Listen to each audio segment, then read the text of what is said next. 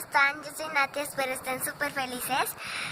Les quiero decir que estoy aquí en la casa de mi abuela y hoy vamos a investigar qué hay por estos rumbos, ya que esta quinta está en medio de dos panteones y síganme.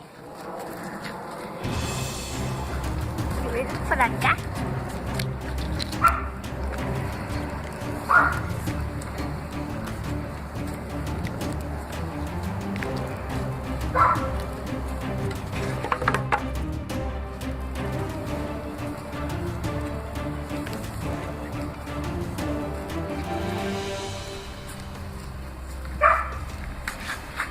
¡Cucaracha!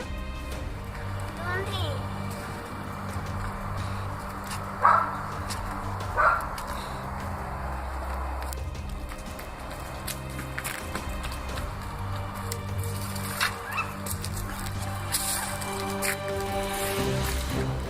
Mamá, ayuda.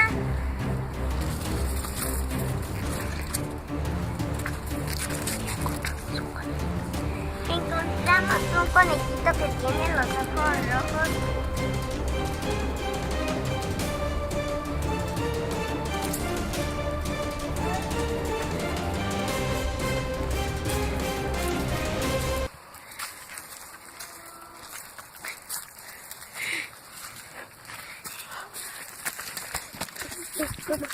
Vámonos, vámonos. No.